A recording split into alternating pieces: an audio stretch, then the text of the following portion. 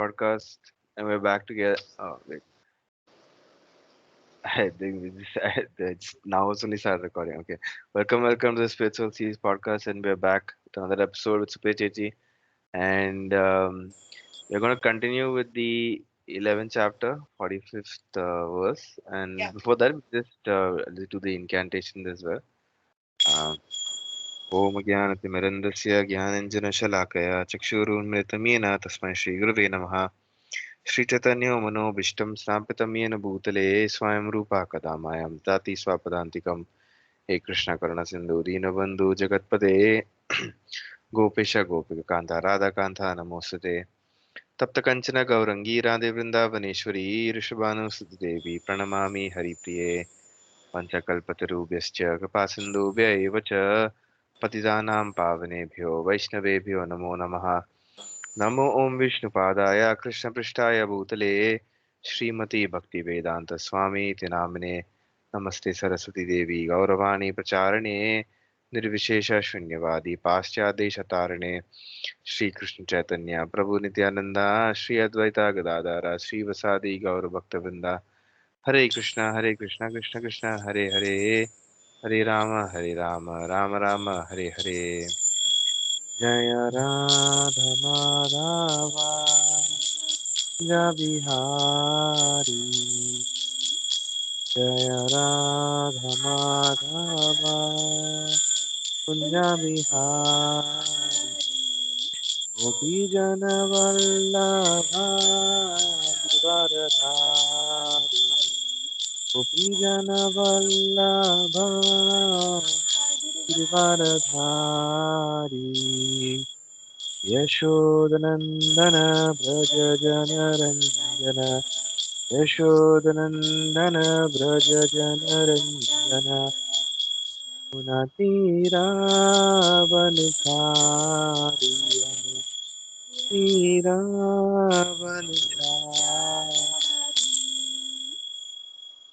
Okay. Hare Krishna and very happy to Krishna. be back. Jai Srila Prabhupada. Yeah, we are getting into the 40, as you said, the 41st verse in the 11th chapter. When the whole, 45th, right? no, Or- no, we haven't done 41, Oh, 42, okay. so the famous ones, the Saketi Matwa verses. We Okay. haven't done So I that. stopped. In this page, I just stopped here itself. No, 41. Okay, okay. Yeah. So because here we see a complete change of mood. Krishna, Arjuna is still doing the talking, and after having become overwhelmed and bewildered and astonished by the universal form, he glorifies Krishna. The previous verses were glorifying him, and then he starts to apologize for the liberties he unknowingly took Hmm. in his relationship with the Lord until now. So this is 41 and 42, it's given together. So shall we chant it the whole 41 and 42 together and read the translation and do it like that 3 times? Is it okay? Yeah, okay. Okay. Sakhe Uh, yes, Sakhe Saketi Matva Prasabham Yad Uktam He He Krishna Krishna He Yadava He Saketi Ajan Ajanata Mahimanam Tavedam Maya Pramadat Pranayena Vapi Yacha Yachavaha Sharaktam Ashatkritosти Vihara Vihara Shaya Sayasana Bhojaneshu Bhojaneshu echo तावपि Achyuta तत्समाक्षं Tatsamaksam Tat क्षमे त्वम् अहम् अप्रमेयम् Thinking of you. सखेति oh, Oh, thinking of. Oh, how do we do it usually? Do we read the translation uh, each time? so we kind of read the verse three times now and then do the The translation. translation. Okay, so let's chant the verse again 2 more times.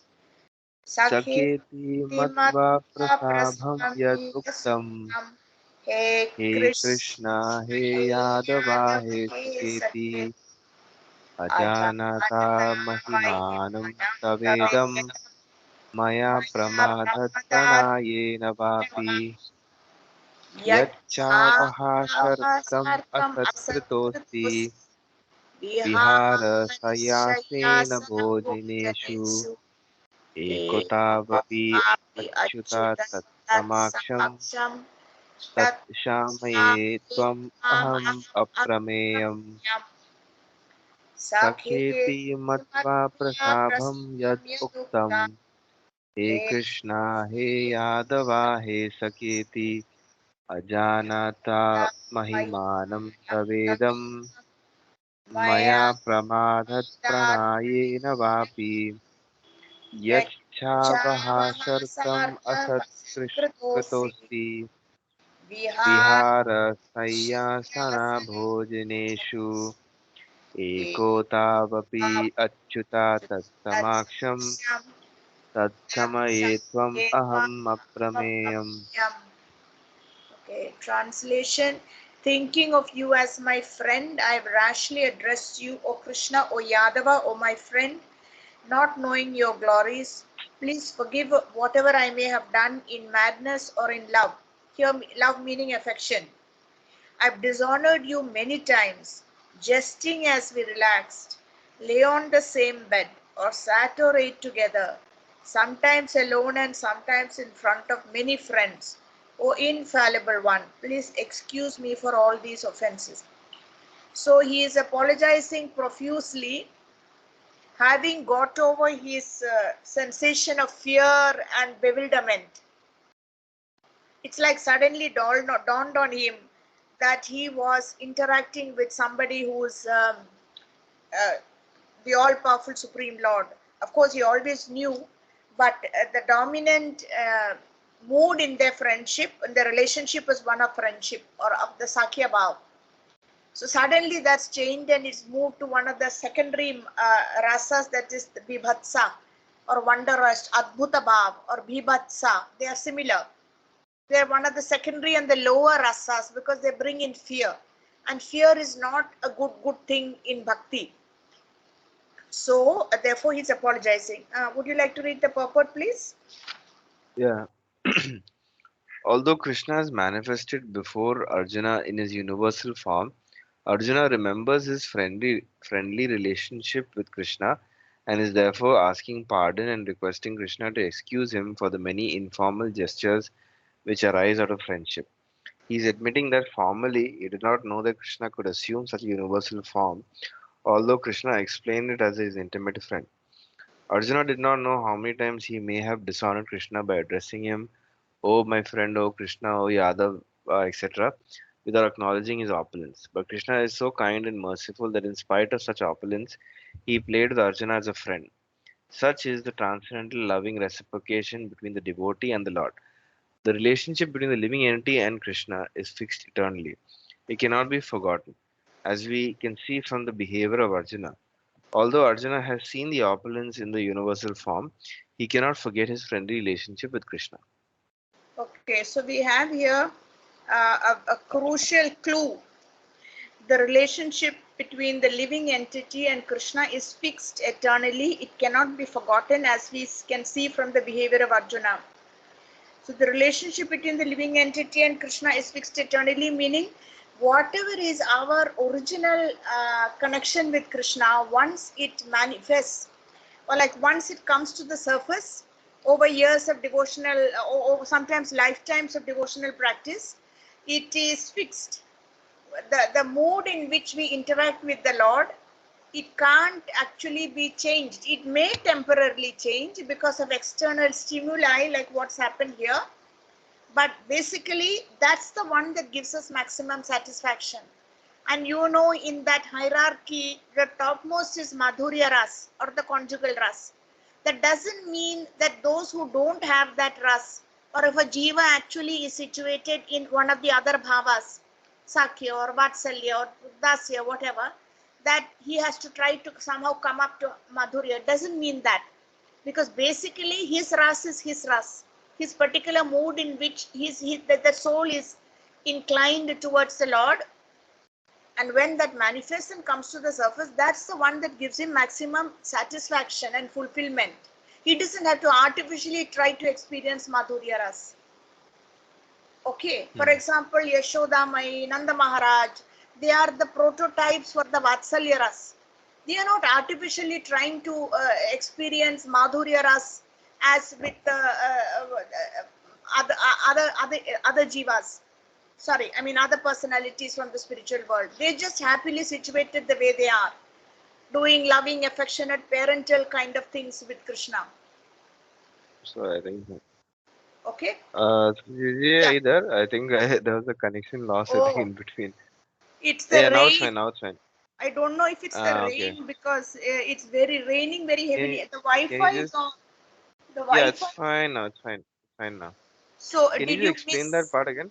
Yeah, I, I That yeah. yeah, we were pointing to the crucial sentence here that the relationship between the living entity and Krishna is fixed eternally. It cannot be forgotten. Basically, it means each jiva has a particular inclination in his eternal relationship with the Supreme Lord. As and when it manifests or he becomes conscious, he or she becomes conscious of it, it may take a whole lifetime, many lifetimes of devotional service for the bhava or the rastu, because it's a big thing. It's not something that can be artificially brought on. Once it manifests, that Hmm. jiva is most happily situated in that particular bhava or ras. On the other hand, we are given this list and told that Madhurya Ras is the topmost ras or the conjugal bhava or the relationship. That does not mean that those who are situated in any of the other rasas or bhavas have to artificially try to develop Madhurya Ras. It's not like that at all. For example, even in Gokul and in Mathura, and when Krishna was a child in Nandagaon, Yashoda, his foster mother Yashoda, his father Nanda Maharaj, they obviously experience Vatsalya Bhava Ras with him, the parental affection. That's the mood. They are not trying to artificially somehow develop Madhurya Ras, I mean mechanically, or they are not trying at all to develop Madhurya Ras because Madhurya Ras is the topmost. You get me? You get the point? We, Yeah. yeah, wherever we are and whenever that ras manifests, we are actually fully satisfied by it. So for Arjuna, which ras is that? Sakhya, the mood of friendship. Okay, fine.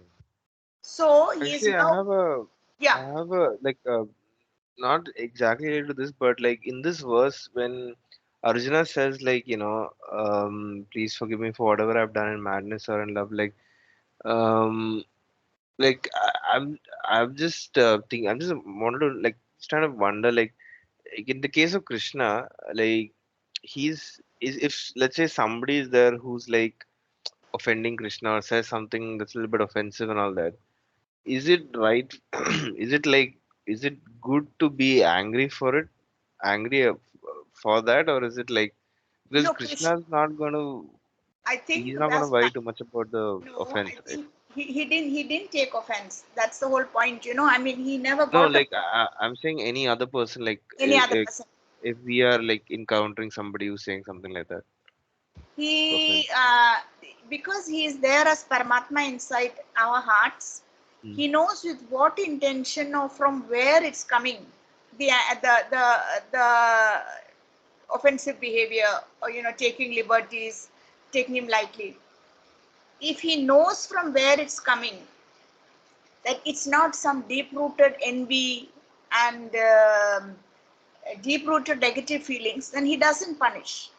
He just sees it as some temporary confusion, some deep disappointment and hurt because we feel cheated, or we feel that we were let down. What we really hoped for didn't come our way. So we turn against him for a while, and blame him and say it happens often that we say, no, it's no use. This anyway, what has to happen will happen. What is the use of all the prayer and what is the use of all my faith? But that's passing because he is seeing accompanying, that verse about how two birds on a tree. He's been Yeah, yeah. coming with this jiva. It's such a crucial verse, across so many lifetimes. He can see what we've covered, the distance we've covered. It's But like, yeah. but like, is it okay? Like, if like if like say like we are like devotees of Krishna, but if somebody else who's not a devotee, but they are like, you know, saying something that's a little negative about Krishna, or like saying something that's a bit offensive and all that stuff, is it, do we have to, I mean, obviously it'll make us feel like, we won't like it and all that, but are we supposed to get like angry and all that stuff? Is that anger justified in that time, or is it like we are not supposed to get angry, basically? Actually, no, I get your point. It depends completely on your own adhikar. Adhikar meaning your level of advancement, conviction, faith, and what you're willing to do and how far you're willing to go. For example, when I first joined my job in the National Museum, shortly after that, my dad was going to retire, and my brother said, let's finish this Char Dham Yatra because we are in Delhi. After dad retires, we don't know where we will go, whether we'll go south or whatever. So I took leave for a week and I said, I'm going to Kedar, Badri, Gangotri, Yamunotri. So two colleagues of mine from a different department in the National Museum, they were doing conservation of paintings. They came and they explained that they had gone with a friend like this to the Himalayas, to one of these chardams, and high up, one of the friend who was not working in the National Museum, he took out a cigarette and started to light it. So a sadhu who was sitting, practically, bare-bodied, long hair and everything, doing his japa, he said, "This is the pristine Himalayas. Please don't smoke here." And then the sadhu went away. Now this guy said, "To hell with this pristine Himalayas. Who is he to tell us? I always smoke and it relaxes me." And he stubbed out the cigarette and for 5 minutes, 10 minutes he waited, and then they moved on, and he once again started the cigarette. He lit a cigarette, and apparently some kind of avalanche, some landslip which brought snow and mud and everything happened. So the fellow, they survived that. They survived that setback, and all the rubble and everything came past them. It's not as if they were trapped and they were killed or anything. That fellow he was shivering with fright when he came out of it, because it was like so directly connected with what the sadhu had warned, that you have to respect the Himalayas. You're coming here, you can't just do your sinful activity that's harmful to you, harmful to the environment, harmful to those who are breathing the air around you. This was his point. It was not just in terms of narrow morality of right and wrong, that you have to learn to respect all these things that the Lord has given. So this guy got a real lesson. Now, so obviously the sadhu recognized his adhikar or felt it the right thing to really give it strongly. Now there are other people, someone else might have just got up and gone away somewhere.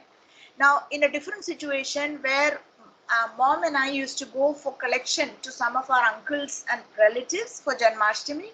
Collection meaning then they opt for one of the pujas and we go back and give them a dabba of prasadam, and the puja is actually done in their name. So there's one uncle. He's very fond of animals, he's veterinarian and everything, but he's practically an atheist. He will take his wife to the temple, but he will wait outside. He doesn't interfere with anyone. Anyway, so he's like a great talker, a yapper, and he feels he has to start saying something. So when we were cutting the receipt and the wife brought the 500 rupees or whatever, he started off saying, of course, now all this new research shows that Ram was not really God. He was just an ordinary king. Now, we're talking about almost 20 years ago. Now there is so much debate and discussion, was Lord an ordinary, about this whole thing, because Ayodhya and the excavation and like Excavation. that. So I got agitated, but it would have been futile because I was very new. Yeah. Neither did I have the self-assurance or the self-restraint to explain to him that God comes down to play like an ordinary person, to set an example, to be appreciated by the local populace so that they take him seriously and follow, it, and it would not have got anywhere. He actually thought he was keeping up conversation of a kind that we would like to hear because he's talking about Ram. Mm. So I kept quiet. Now, in another occasion, again, early days, we went to collect from those days, these cyber cafes were very few computers. Nobody had a personal computer. It was only later till even I got one. Mm. So my ISKCON friend, a young lady called Meera, she came with me, and we went to see a guy who's pretty um, prominent here in Trivandrum, because he had these cyber cafes, 3, 4 all over Trivandrum, called Tandem. So he was known as Yeah. Tandem Gopalakrishnan. Now this particular person, I remember, he started got talking with us, and then he found that I was not married. So I was already 36 or 37. So he started to probe, especially here in Kerala. It's a very odd thing if you are not married, in your 30s. And he started to probe, and because it was either he had some envy of Krishna and the ISKCON people, and we had gone for a collection, and he was willing to give.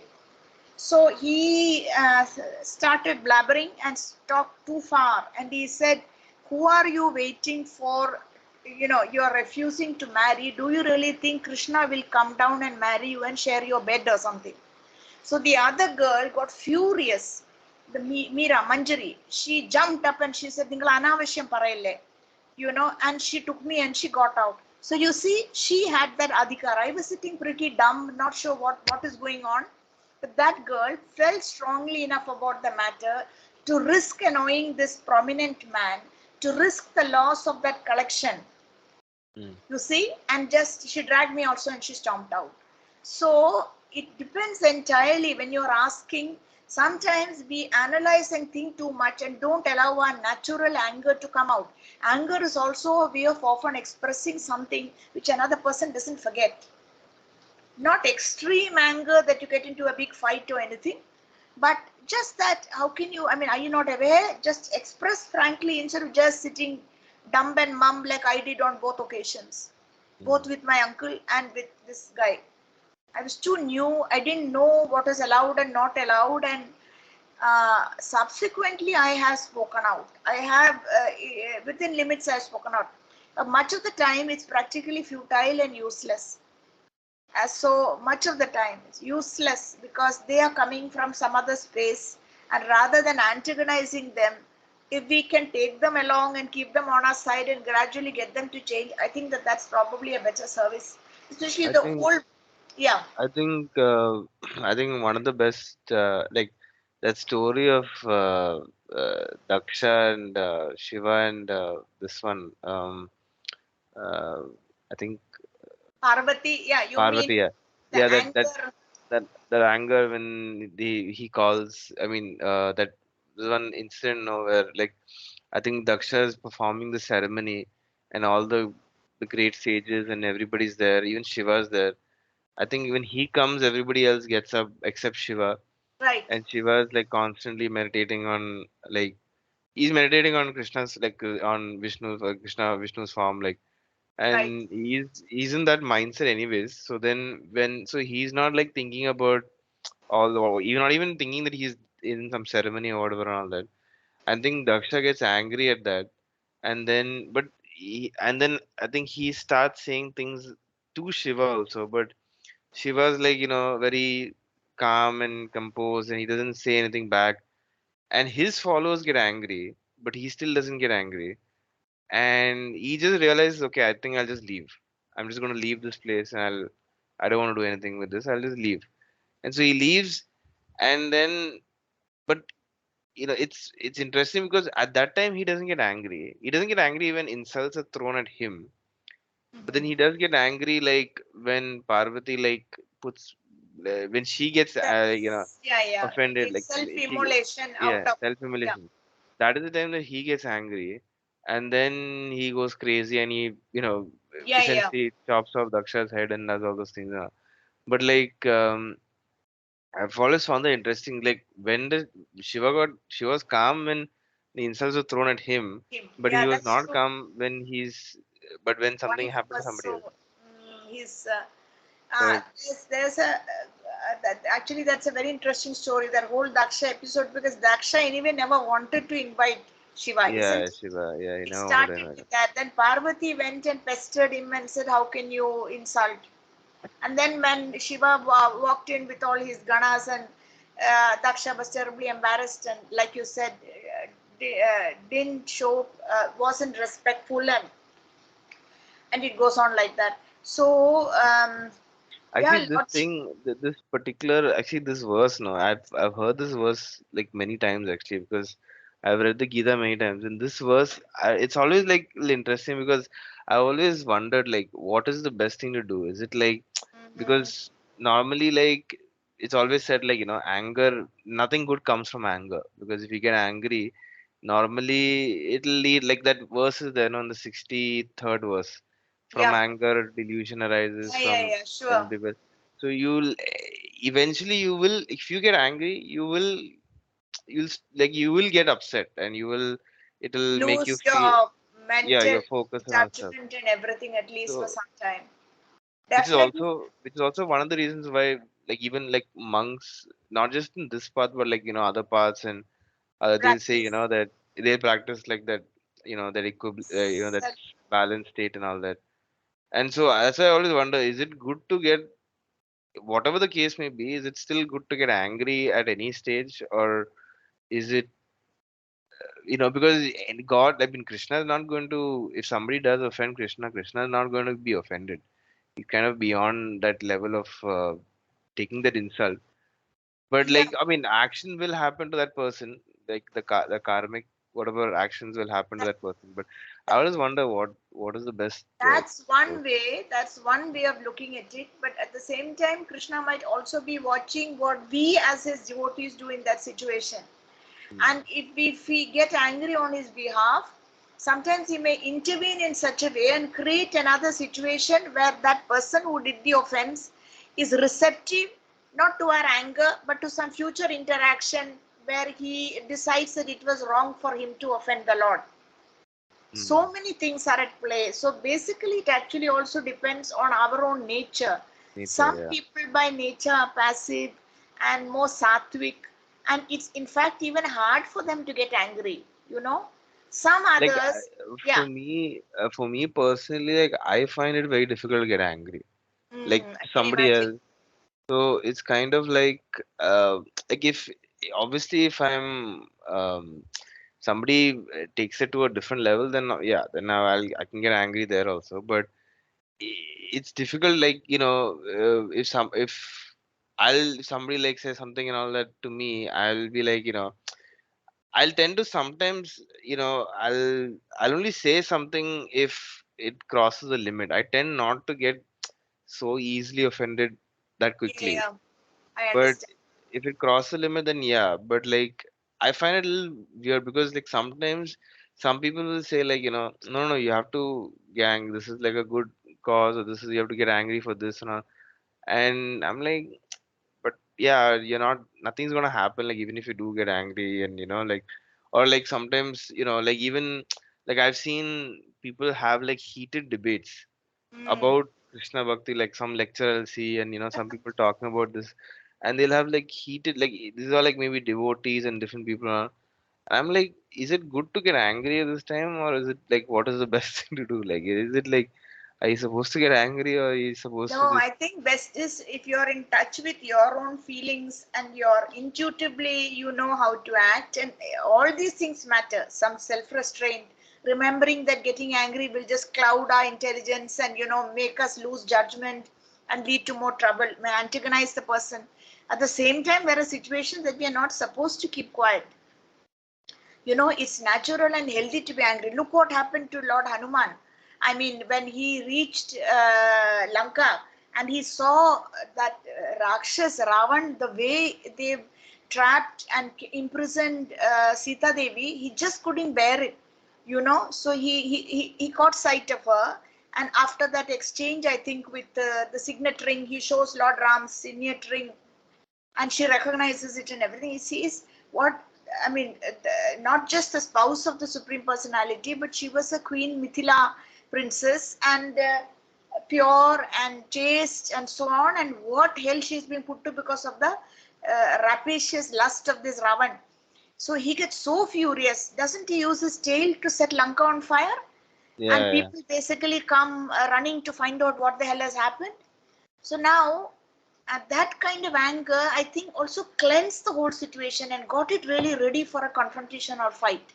Because the Mm. whole idea was that Lord Ram was going to prepare and come, and because Ravan was just beyond any advice, everybody tried. No, the monkey kings on his side also tried to warn him, Mm. Sugriva, etc. Vibhishan. So it's sometimes that kind of anger can also, but it also depends entirely on one's own nature. Like I can't imagine Kesha Swami ever really getting angry. Yeah, He's he's just got a like a very very very sober. very yeah friendly like sort of That's like right. it's not like get It upset. would be interesting to see in which situation he. Whereas on the other hand, someone like Srila Prabhupada would often get quite angry. He would overlook serious offenses by his devotees because disciples he knew that they just don't know what they are doing. But there were things that used to really infuriate him.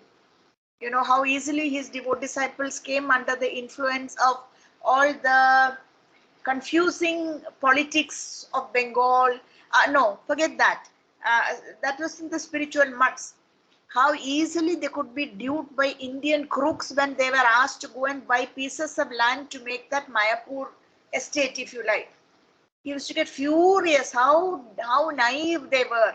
They would just believe and hand over cash, not just in India.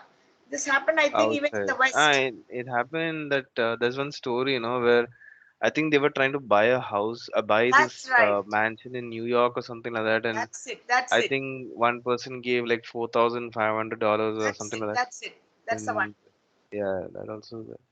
So it's yeah, sometimes it is very natural that we get so angry. Of course, people will tell you, why are you raising your blood pressure and you will make yourself sick, and that's also there because anger pollutes the whole system. No, our whole body and consciousness gets polluted. The thing People have. is, yeah, also with based on what you said, like the thing is that like, I've seen people like I've seen people like they'll get angry and they're thinking that they're right when they're getting angry. They're thinking like what that their anger is justified, whatever that situation is. Like I've seen this like in work and other places and all that. I've seen people like they'll get angry and then they'll when they're getting angry they think that why they're angry like they're correct because of their anger. But then after a certain point, then they kind of like if you ask them, too many questions, and if you try to have a normal conversation, it's very difficult. After you get angry, it's difficult to have like a normal conversation with the other person. Like even if you look at it even within yourself also, I don't know maybe, but I'm just saying like in my case also, when if you get like if I get angry, that there's like that anger releases so much of that emotion that Mm-hmm. it stays even after the reason for that anger is there. Like for example, like if you're driving a car, like Yeah. I've driven a car many times, so like sometimes you'll be in traffic and all that, and then there'll be one person that's like blocking the road, not letting you go, or so you get angry, and in your mind you're thinking like, this guy should go to hell, and this should happen, that should happen. Right. Right. Like Right. why can't he move, and why can't he do this, and so all these thoughts will come, and what will happen is like that guy will eventually leave. He'll go away, and you're sitting in the car, and then but you're still kind of your mind is unsettled, and it'll be like that for some time. Like it Sure. it, and so then to get rid of it is like very difficult. So that's why I feel like if you put yourself in that space, then you'll kind of it'll be like it's difficult to get out of it very quickly. Like if you have to do something very if you want to do something, for example, like imagine if you're going to give a speech in Yep. some place, and just before the speech you get angry at somebody, and Mm. then you going and giving the speech there, that might not be the best thing to do, Right. practically speaking. Like I don't know, like. I think sometimes it's also how you channelize the anger into some constructive step. Mm, Like, I can give you an example. It was not I who got angry and took the constructive step. It was my friend Parvati. We go swimming together. mm, So we notice we are like one batch. That is, we get in around 7:10 into the water. So which means the previous batch that got in at 6 has to clear out. Maybe the ladies side is separate and the other half long. It's an Olympic size pool. It's a men's. So one guy, middle-aged, flabby, he would be floating around in the ladies section long after the pool had emptied of the previous batch, and slightly balding, and the two coaches, the women and the men, would be standing in the water talking to him. And it was very awkward for us because we are already in our swimsuits and the ladies want to get down the steps, and this foolish fellow is standing there and he gets a kind of up view of us. So we kept watching it. We couldn't understand why does he, if he wants to remain in the water, let him do it in the other side, then we can't object. But he is right here in our section, exactly in the ladder. We get out of our ladies washroom and come here. So finally one day, Parvati had begun. Parvati is a very passive kind of person, not her nature to get angry. She's a Sadguru follower. So she practices all the dhyana and meditation and everything. So that day she saw again, and the same situation is happening. So before getting down, she went up to him and she said, "What happened? Aren't you planning to get out?" She did like this. "What's the matter? Aren't you getting out?" So the fellow sheepishly clambered out. Then she took it up with the lady coach. And the coach said it's because the men's side bathrooms are not free until that whole batch finishes changing. It's true. There is a bit of a scarcity of. So Parvati said, "That's nice, but why is he here? He should be on the other side. Let him be in the men's section." Then something happened. I think my mother fell ill and I couldn't go for a few days. So I used to check with Parvati, what's the situation there. So she said, as I expected, the next day he got two more chums and they planted themselves in the water in the same position.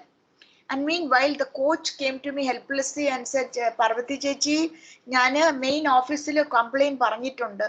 So I said, "I think it's his ego. He doesn't seem an aggressive type, who is getting back at us. It's his ego. He has to pretend that he was actually not doing anything wrong. And because if he immediately agrees to our order and stops standing there, then it will give the image that he was actually trying some monkey tricks. So maybe it's the Oh, ego." She said, you said it. So I said, "Let's just tolerate." And then we found another solution. He said, "What we will do is, there is a ladder here. Then there is a ladder at the deep end. And in between, where it is not yet started getting so deep, is a middle ladder." So we said, "We'll just walk straight up, take towels so that we partially cover over our swimsuit and go." And when we went, these guys were gaping. They didn't expect it at all. They didn't expect that we would outsmart them and go like that. And oh, once we did that, they just stopped being there in the pool at that time. So I think it's what you do after the anger also that yeah. What? matters. Yeah, Yeah, that's fine. yeah, we Because the can't.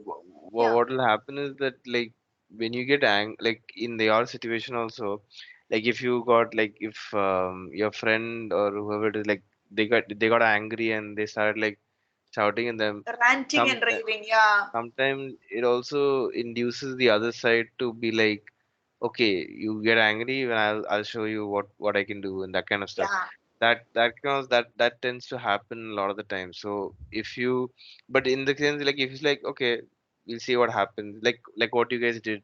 If you did that, like, in the end, like, you'll get the, it's more, I would say, more rewarding yeah. It's more rewarding because for, there is also the danger that if we make too much of a stink, the yeah, management of the swimming pool may find yeah, it all very difficult. As it is, the female coaches, we can't figure out who he is. He doesn't look like anybody important. He's just somebody who's hanging around like this, as either not keen to go home. And it is true, even after he finishes, gets the washroom and finishes and changes, he's still standing here and there talking to the coaches who are sitting in chairs watching all the movements so that there's no accident. Now let him do that. We can't stop him from doing that, you know. But not that where we are climbing down in our swimsuits. Right there, he's standing there just floating around. So that's now that problem is over. So it's, I think, also what you do, because we have to be aware of all the dangers. The danger that the swimming management may decide to take his side or may tell us, "നിങ്ങൾ ഇങ്ങനെ വെറുതെ പ്രശ്നം ഉണ്ടാക്കണു."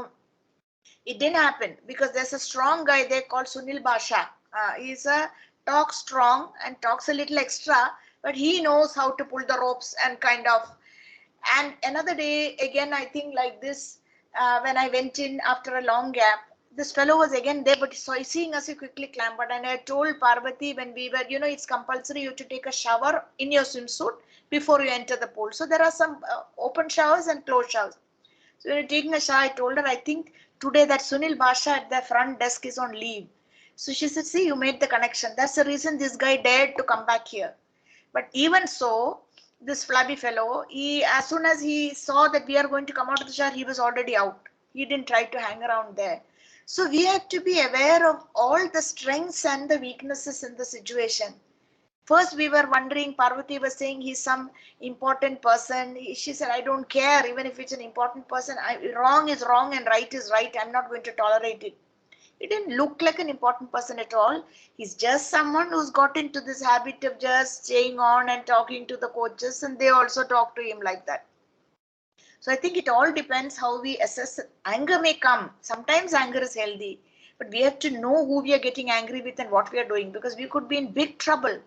You get angry with the wrong people, you can be in very big trouble, especially in today's world. Like you said, there is so much to get angry about the minute you step out of your comfort zone of your house. Everything happening is wrong and unfair and crooked and unjust. So once you start getting angry, then there's no end to it, isn't it? And like if you it's like if you get angry at one thing, then like they say like you get angry at one thing, then you lose your focus. Imagine then you start getting angry at everything that happens around you. Like so many different things you're getting if you get angry at so many different things, then you'll always be in that slight negative state in mind, Right. and you'll be That's stuck. right. You'll be stuck there. Like because the reason why it's like I think about this sometimes because I've also been in a similar situation, but now I think my situation is also a little different in the sense that like I spend a lot of my time practicing things that are a little bit positive. Uh-huh. So one is the my routines and my focus on whether it's Krishna and things like that and all that stuff. So that kind of puts me in a good space. But I've seen like other people like it's easy like they just get angry like this, and the minute they'll get Absolutely. angry then they lose, or like you speak to them, they lose their focus, and they'll lose their like sort of objectivity, rationality, and everything and all that. They lose all of that, and then you'll almost have to like wait for them to like calm down, and then only you can have a conversation. Yeah, yeah, yeah. It's dangerous. It's a dangerous habit. It's habit forming. This tendency of becoming angry, we have to really watch ourselves, Yeah. isn't it? Because wherever you go, people are just out to cheat.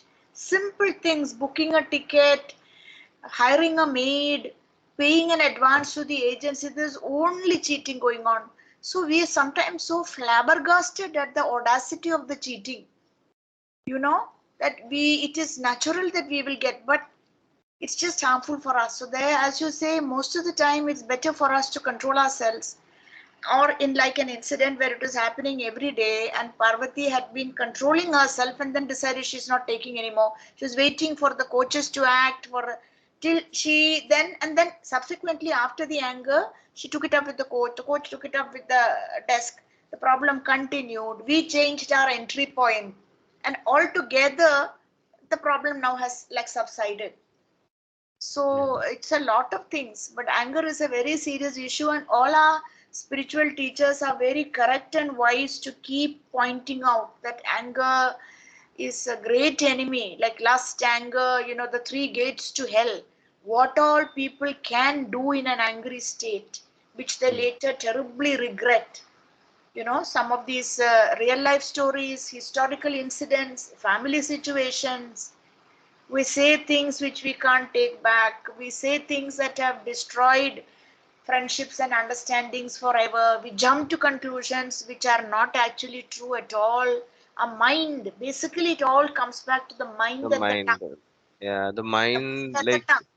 the Yeah, mind, and also like yeah, and that thought, like like you may think that this person thinks negatively of you, but actually that person doesn't have the time to think about you this much.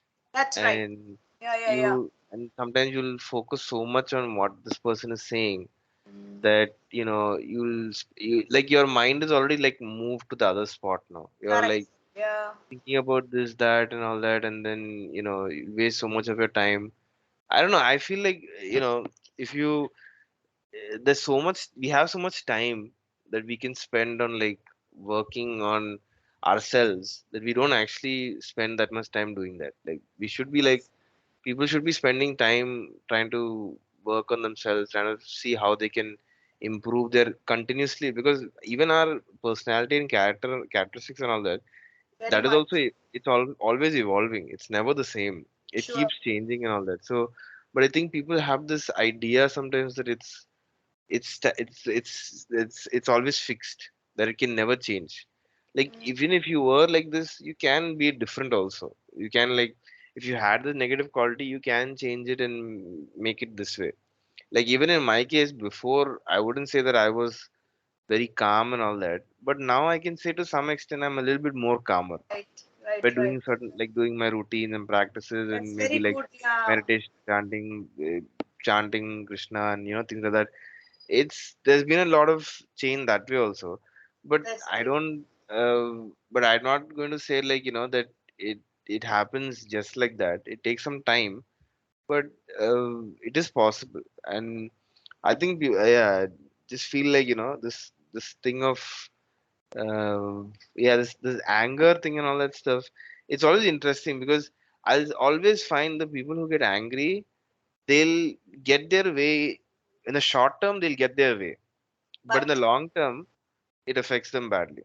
It'll affect them quite I feel like, because it'll have all kinds of like I, I know people like who will in the there's an issue that's there, and they get angry, and then people will kind of respect them for that, for standing up for this and doing all of that stuff and all that.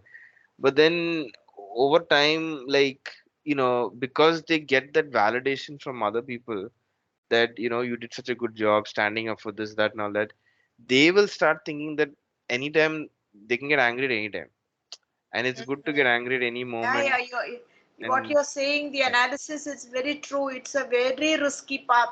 That's why, I forget which chapter, the Bhagavad Gita talks of the three gates to hell: lust, anger, and pride. Lust, yes, anger, more than anything else, anger. It's blinding anger. It blinds you and does makes things. Sometimes these historical dramas, there's something called, which was popular, which came out 10 years ago, the Turkish historical drama about the great Ottoman King Suleiman the Magnificent. And, it's based in Turkey and the Topkapi Palace, and it's like several episodes. But it's very good acting, based mostly on historical fact, little bit of fiction, fictionalized. So you can watch how people jump to conclusions, say and do the wrong things, and basically they really live to regret it. mm, So anger, again and again, what comes to mind is these Bhagavad Gita warnings, the Upadeshamrita, that the tongue has to be controlled. There's a straight line, the tongue, it goes down the belly, the genitals, because it's all connected. What the anger that rolls off the tongue, the food that goes in, and the wasn't chanting that we do to control the yeah, tongue, the prasadam we eat to control the tongue, and when it is not coming under control, how anger spews out through the tongue, and down the line is really the belly, which is someone wrote to me recently, I can't stop eating, I don't know what the problem is. See, this is a genuine problem. There's some psychological reason why she's bringing up a child, and her husband is somewhere else, but she said, I'm so worried about my weight, I can't stop eating. So this tongue business, and then from the belly it's the genitals, and that's where the lust issue comes in. So it's we need to know ourselves, and the Bhagavad Gita is such a great manual to tell us how things work in this world. Basically that nothing stays permanent, everything changes. And recently someone was reading out one sentence from Prabhupada. There's always some, as you say, turmoil, some disturbance in the material world, whether good or evil. I forget the correct word. I was listening to some lecture. There's always something or the other happening in the material world. This is the nature of the material world. To some extent, we need to be aware and be aghast how bad things are getting, so that we just stick more and more to the lotus feet of whichever is our Ishta Devata. And to some extent, we need to know that this is how it's going to be. No need having utopian dreams. It's only going to get worse and worse, whether it's with artificial intelligence, whether it's, state controlling us through getting all our genetic and other data through different schemes they come out with. And now, I mean, what you just have to look up one recipe on a phone, and because the phone's device is equipped to understand you look for it, suddenly a whole lot of lauki kofta recipes will keep popping up. How is it happening? It's not coincidence. Obviously, it's because the phone is completely controlling and guiding your taste and so on. So it's, yeah, I think we need to be very aware and take full benefit from everything we read and hear. And like you said, work on ourselves on a daily basis. Otherwise, okay, it's past 6 o'clock, so I need to stop here. Yeah, yeah. All Okay. right, because I have to fix my dinner. So Well, it's